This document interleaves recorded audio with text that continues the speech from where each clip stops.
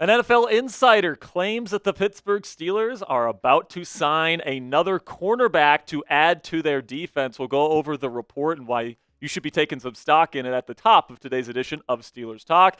Then Keenan Allen, top wide receiver target on the free agency market for the Pittsburgh Steelers, said on a recent podcast that he wouldn't want to go to Pittsburgh to play football this season. And then we'll finish up today's show with day 2 minicamp practice notes. It was the second practice of Aaron Rodgers with the Pittsburgh Steelers. So I'll go over my notes at the end of today's show, so make sure you guys stick around for that. But guys, Omar is not done yet this offseason. Omar Khan, the Steelers GM, is going to make at least one more move, and it sounds like if this next report we're about to talk about is true, it could be multiple moves coming up in the coming weeks as we approach Steelers training camp. So if you want the latest updates and, of course, breaking news coverage if and when Steelers news ends up happening, make sure you click that subscribe button for our live breaking news coverage right here on Steelers Talk. So now we go to the People's Insider, Slick Ricky, who says the Steelers have inquired about both Jaire Alexander and Jaylen Ramsay. I'm expecting the Steelers to acquire one of them.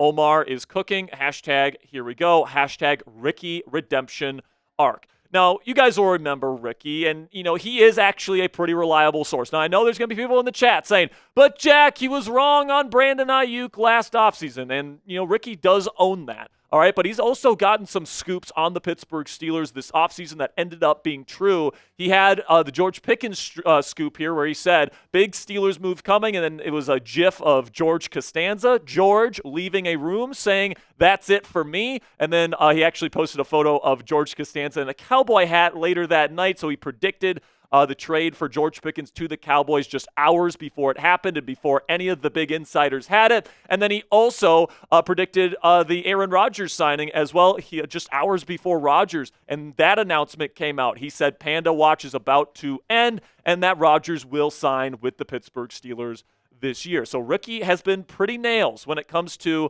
his scoops on the Pittsburgh Steelers.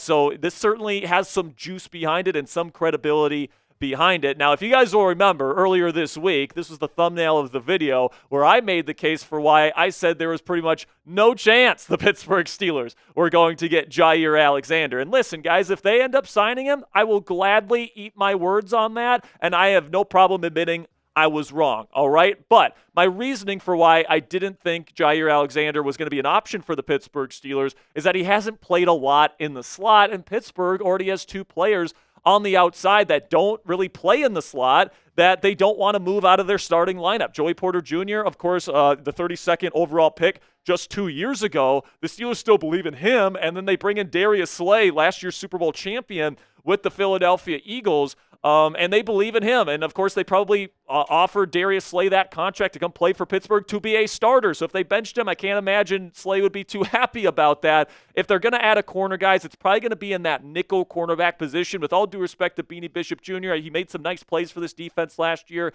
He is undersized, and if they're looking for a more physical presence in that nickel spot, they could look at adding Jaire Alexander or Jaylen Ramsay. We'll talk about Ramsey here in just a bit, but I want to talk about Jaire Alexander because, the more that I think about it, the more I'm open to making Jaire Alexander a slot player for the Pittsburgh Steelers, because I do believe that's what they would do if they bring in Alexander to this defense. Okay, you take a look at his career PFF grades and ranks.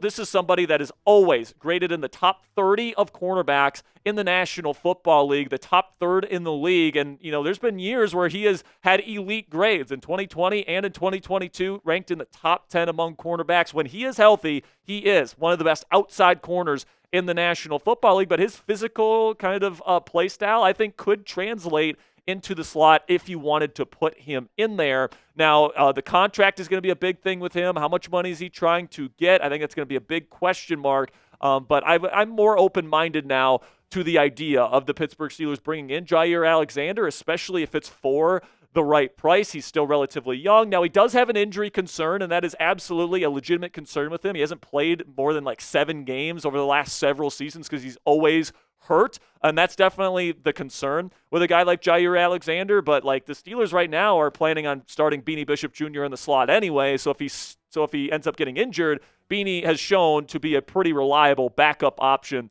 in the slot. So I could certainly see this happening. But I will still say, and I've been saying this all offseason, if they add a corner, I would rather it be Jaylen Ramsay. I think that makes more sense for the Pittsburgh Steelers because unlike Alexander, Ramsey's actually had a lot of experience playing in the slot. He was kind of that nickel star type of player in the Los Angeles Rams defense back in 2019 through 2022. And he's had a couple years there, but especially those final 2 years, 2021 and 2022 in LA, where he was a top 3 corner in all of football. Last year with Miami, he was also a top 10 corner in all of football, according to Pro Football Focus grading.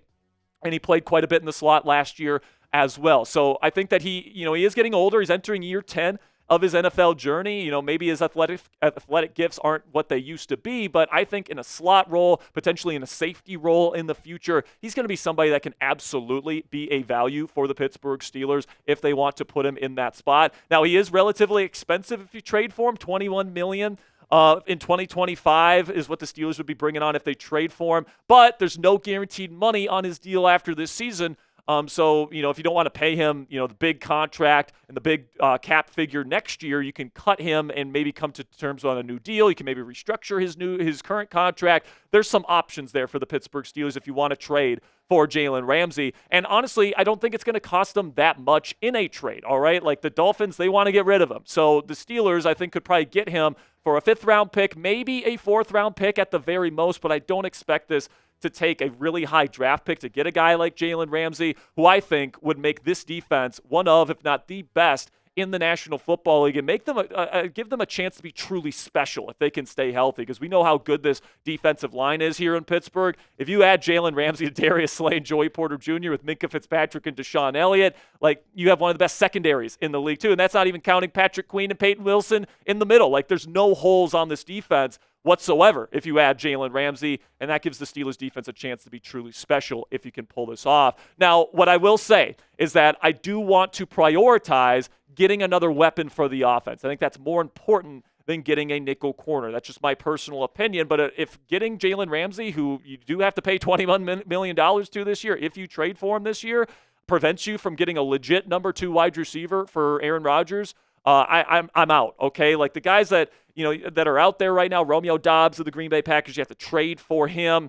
Amari Cooper and Keenan Allen are kind of the 2 top free agents. They did bring in Gabe Davis for a visit, but I would prefer Cooper or Allen because of their route running expertise. I think they're good fits with what Aaron Rodgers likes in his veteran wide receivers. Jalen McMillan and Adam Thielen are other receivers that they could potentially look at here. But like I said, guys, I would be thrilled if they ended up getting Jaylen Ramsay, but I wouldn't be as thrilled about it if they can't get another wide receiver because of it. So if you can get Ramsey and a receiver, great. If not, I'm out and I'm getting the receiver over adding a corner. So pick your corner for me down there in the comments section. Would you rather sign Jair Alexander and not give up a draft pick type JA, but he hasn't played in the slot before, or would you rather go with the proven slot entity in Jaylen Ramsay, but you have to give up a 5th-round pick to make that happen? Type JR if you'd rather do Ramsey. For me, I'd be willing to give up that 5th-round pick to make Jaylen Ramsay a Pittsburgh Steeler. All right, so now let's talk about free agency here. We just talked about Keenan Allen, and he was on a recent gaming podcast, actually, where they asked him, hey, what do you think about Aaron Rodgers going to the Steelers? What are your thoughts on that? And he said, Aaron Rodgers being a quarterback, of course that interests you, talking about the Pittsburgh Steelers. But Pittsburgh, no. But hey, you never know. So what he means by that is he's criticizing the city, all right? Like the city, it's not necessarily a quote-unquote fun city. It's not LA, it's not Chicago, it's not New York, it's not that type of city. It's a blue-collar city. That doesn't mean there's not fun things to do in Pittsburgh. Of course, I'm not saying that, but that's kind of his perspective, is that it's not a fun city. He spent his entire career in big cities like LA and Chicago, and he probably would prefer to live in a city like that as opposed to Pittsburgh, which is a little bit more down to earth than those other places. But he wasn't necessarily trashing the team. All right, like he might still want to come play for the Pittsburgh Steelers and Aaron Rodgers and Mike Tomlin, and he would be fine playing for the team. It's just Pittsburgh's not necessarily the area of the country he wants to go to. But personally, between Amari Cooper and Keenan Allen, I would personally prefer Amari Cooper anyway. All right, I think he's slightly better. He's got slightly quicker feet, slightly better route runner at this point in time. He has more experience playing on the outside, which is what the Steelers would be asking him to do. Keenan Allen is known more as a slot specialist, even though he can play on the outside. And Aaron Rodgers has said in the past how much he loves Amari Cooper's skill set, just as recently as 2023. So I think if the Steelers could bring in Amari Cooper, and if he's interested in playing for the Pittsburgh Steelers, that would be my preference anyway. But obviously, if Keenan Allen has no interest playing for the Pittsburgh Steelers, that's one less option for the black and gold. So coming up here on Steelers Talk, my Day 2 minicamp takeaways. Rodgers took the field once again here. I'll let you guys know all the happenings from Pittsburgh. But before we get into that, if you guys want a DK Metcalf jersey, you guys can pick one up from our friends at Fanatics today. You can go chatsports.com/DK to pick up your number 4 DK Metcalf jersey. And it really does help out the channel as well, guys, because if you're planning on getting a Metcalf jersey anyway and you use our link, chatsports.com/DK, that's down in the comments and description of today's show, and you make a purchase, we get part of the proceeds here at Steelers Talk. So not only do you get a DK Metcalf jersey, but some of that money goes back to us here at Steelers Talk to improve our graphics, keep the lights on, pay our rent, do all the things that we need to do here to keep this content free on YouTube. So greatly appreciate your support. Chatsports.com/DK is the link. You can go make a purchase right now. So now let's get into my takeaways here. And I don't have as long of a list as I did yesterday. I just have 3 points here. The first one is that quarterbacks coach, Tom Arth, compared Aaron Rodgers to Tom Brady and why he thinks Rodgers can replicate the late career success that Brady had in Tampa Bay here with the Pittsburgh Steelers. He said Brady and Rodgers are 2 of the best quarterbacks to ever play this game. And, I think there's a lot of similarities between them.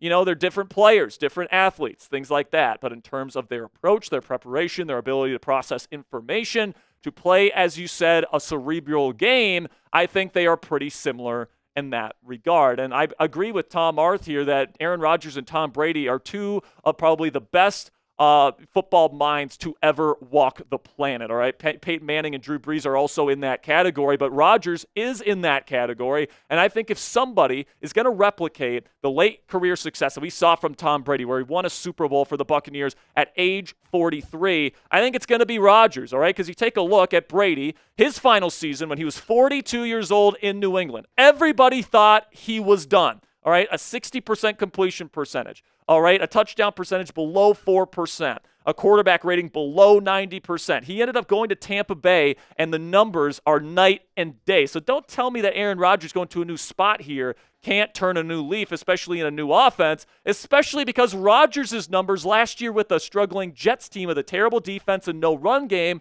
was better than Brady's was his final season in Foxborough. Rodgers had the better completion percentage, slightly higher yards per attempt efficiency, much higher touchdown percentage, and yes, he did throw slightly more interceptions, but he had the slightly better passer rating. So if Brady could have done it at 43 years old, why can't Rodgers do it at 41 and 42 years of age if the Steelers can protect him and can give him the proper help around him to be able to let him flourish? And listen, man, I agree that Rodgers is not the athlete that he used to be. I think everyone agrees with that. He can't move the same way he used to in his prime when he was arguably the most talented quarterback to ever play football. But I think he's more than capable of playing, quote-unquote, Brady ball. Tom Brady, throughout his entire career, was completely immobile and had to live from the pocket. He had to live from the pocket, play with elite processing, which Rodgers, with his football mind, is more than capable of doing. He got the ball out quickly. Rodgers was top 6 in the league last year in average time to throw. Obviously, if you know what the defense is doing, you have that fast processing speed, you can get the ball out fast,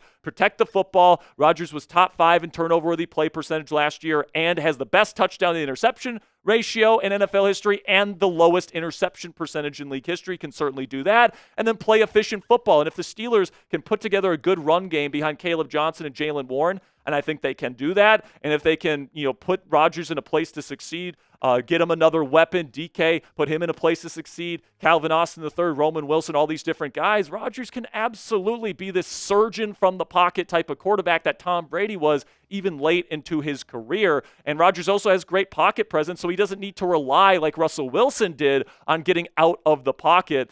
He's also much taller than Russell Wilson, so he can see over the offensive line. And listen, guys, in my opinion, the way that you know a quarterback is done for good is when they lose their arm talent and their arm strength. We saw that with Matt Ryan. We saw that with Kirk Cousins last year. Aaron Rodgers is slinging that thing at Steelers practice, guys. The Steelers have been releasing all these clips. He's moving around well. He's still got that quick release, that whip release that he is known for. And, according to the people on the ground there, like the ball is zipping. Like the quality of the football is just different compared to Mason Rudolph, Will Howard, and Skylar Thompson, because he's one of the all-time greats. And as Arthur Smith said today, he's still throwing the ball at an elite level. And I completely agree with that. He probably has a top 5 arm in terms of the talent of it in the National Football League, even at 41 years old. So, yes, I still believe in Aaron Rodgers. It seems like Arthur Smith, Mike Tomlin, and Tom Arth certainly believe in Aaron Rodgers. You guys can check out yesterday's video for my thoughts on his opening day presser. A lot more on Rodgers from yesterday's show, so if you want more on the new quarterback here at the Black and Gold,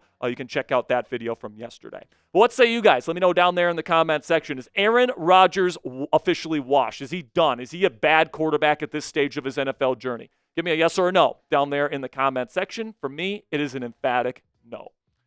All right, then we get to my second takeaway here, which is that Calvin Austin III was named the wide receiver 2 by wide receiver coach Zach Azzani. Coach Z said this about Calvin Austin and the wide receiver 2 situation as of now. Everyone's downplaying, underplaying our group right now. I love it that way. I don't really want anyone looking at us anyway. It'll be good. So I think that wide receiver 2 spot is all Calvin's right now. Now, you guys know how I feel about Calvin Austin III. I thought he was extremely underutilized last year because he was very rarely the primary read, and both Justin Fields and Russell Wilson, they really relied on that primary read. So even though Calvin was getting open a ton on film, he was an awesome route runner in my opinion, he just wasn't getting the football because the quarterbacks weren't looking at him. And that's just an unfortunately reality for Calvin.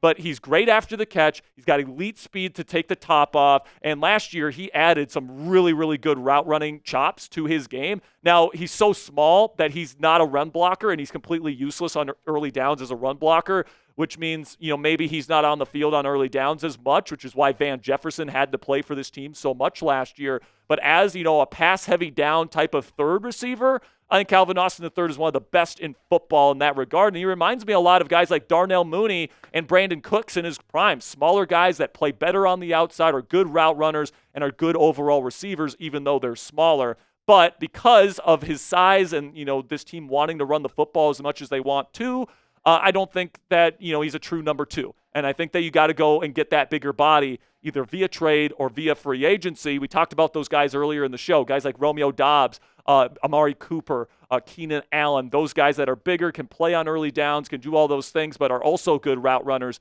to get open for Aaron Rodgers. So I think that should be the plan. I think that is the plan for the Pittsburgh Steelers in the weeks to come. Then in the final minicamp note that I have for today is the Gerald Alexander, the new DB coach here in Pittsburgh, laid out the plan for Joey Porter Jr.'s growth here in 2025. Of course, last year he kind of dealt with some grabby issues here, getting penalized, all this stuff. Alexander said this about where he needs to get better. There's a process to having success within a given play, and obviously not dealing with an error of penalizing yourself due to maybe a lack of technique within the route. Joey does a great job. I think he's one of the elite guys at the line of scrimmage as far as disrupting releases and getting hands on and stuff like that. And so it's really post that. It's not necessarily getting aggressive beyond that combative stage within that 5 yards. And now it's just time to trust his transition, trust his process, trust his coverage ability, and then obviously when he's in a position to be able to defend the ball down the field.